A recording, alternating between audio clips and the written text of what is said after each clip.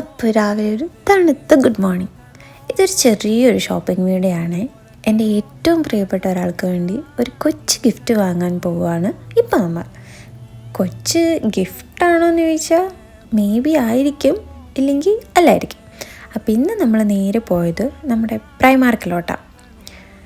എനിക്ക് പണ്ട് തൊട്ടൊരു വൃത്തികെട്ട സ്വഭാവമുണ്ട്.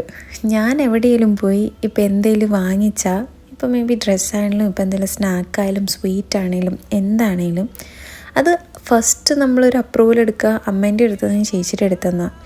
അപ്പോൾ അവരത് കൊള്ളാം അല്ലെങ്കിൽ അവർക്കത് ഇഷ്ടമായി കഴിഞ്ഞാൽ അത് അവരുടെ കയ്യിൽ എത്തിക്കണ വരെ എനിക്കൊരു സമാധാനം ഉണ്ടാവത്തില്ല. അതെങ്ങനെയാലും ഞാനത് അന്നേരം അതിൻ്റെ ബാക്കി സൂക്ഷിച്ച് വെച്ചിട്ടാണെങ്കിലും ഞാൻ വീട്ടിലെത്തിക്കും. ഇല്ല പോകുന്ന സമയത്ത് സെയിം സാധനം തന്നെ വാങ്ങി ബാഗ് വെച്ച് അത് കൊണ്ട് കൊടുത്ത് അവരുടെ മുഖത്തൊരു ഹാപ്പിനെസ്, ഒരു എക്സൈറ്റ്മെൻറ്റ് വരുമല്ലോ. അവർ പോലും പ്രതീക്ഷിക്കണുണ്ടാവില്ല കൊണ്ട് കൊടുക്കുമെന്ന്. പക്ഷെ ആ ഒരു എക്സൈറ്റ്മെൻറ്റ് കാണാൻ വേണ്ടിയിട്ട് ഞാൻ ഈ പരിപാടി പലപ്പോഴും ഇറക്കിയിട്ടുണ്ട്. ഇപ്പോഴും ഇത് തന്നെയാണ് എൻ്റെ പണി. ഈ വിൻ്ററിൽ ഞാനൊരു സ്വെറ്റർ വാങ്ങി, ഒരു പൂട സ്വെറ്റർ. അത് ഞാൻ അധികം എൻ്റെ കൂടുതൽ ഷോപ്പിങ്സും ഈ സ്വെറ്ററിൽ ഞാനൊരു അഡിക്റ്റാണ്. അപ്പോൾ ഈ പൂട സ്വെറ്ററാണ് ഞാൻ വാങ്ങിയത്. ഇതിൻ്റെ ഈ താഴെ കിടക്കുന്ന ഒരു ബ്രൗൺ കളറില്ലേ, അതാണ് എൻ്റെ സ്വെറ്റർ. നിങ്ങൾ കണ്ടിട്ടുണ്ടാവും ഞാനിതിട്ട്. അപ്പോൾ ഈ സ്വെറ്റർ എൻ്റെ അപ്പനും അമ്മയ്ക്കും ചേച്ചിക്കുമൊക്കെ ഒത്തിരി ഇഷ്ടപ്പെട്ടു. നല്ല രസമാണെന്ന് പറഞ്ഞു. അപ്പോൾ അമ്മ എൻ്റെ അടുത്ത് പറഞ്ഞാൽ നല്ല രസമുണ്ടല്ലോ, അപ്പോൾ ചേച്ചിക്കും അത് ഒത്തിരി ഇഷ്ടമായി. അപ്പോൾ ഇതിന് ആളുടെ അടുത്ത് എത്തിക്കണം, അതാണ് എൻ്റെ ഉദ്ദേശം. ഇഷ്ടമായോ അതവിടെ എത്തണം. അങ്ങനെ ഇതേക്കൂട്ടൊരു സ്വെറ്റർ മേടിക്കാൻ എന്നുള്ള ഉദ്ദേശത്തിലാണ് ഞാനിന്ന് പ്രൈമാർക്കിൽ വന്നത്. നമ്മൾ സ്വെറ്ററൊക്കെ കണ്ടുപിടിച്ച്, സൈസായിരുന്നു പ്രശ്നം. ഞാൻ നോർമലി സ്മോളാണ് മേടിക്കുക, ആൾക്കും അത് തന്നെ മതി.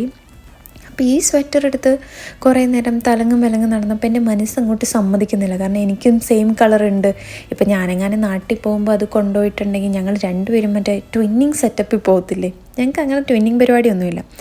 അങ്ങനെ ലാസ്റ്റ് കറങ്ങി തിരിഞ്ഞ് ഈ വെള്ളയിലാണ് എത്തി നിന്നത്. സ്വെറ്ററും വാങ്ങി, ആ വകുപ്പിൽ ഞാൻ 2 ടീഷർട്ടും എടുത്തു.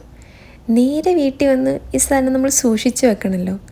ഈ പെട്ടി കഴിഞ്ഞൊരു സെപ്റ്റംബർ 15, 2024 സെപ്റ്റംബർ 15 തട്ടുംപുറത്ത് കയറിയ പെട്ടിയാണിത്.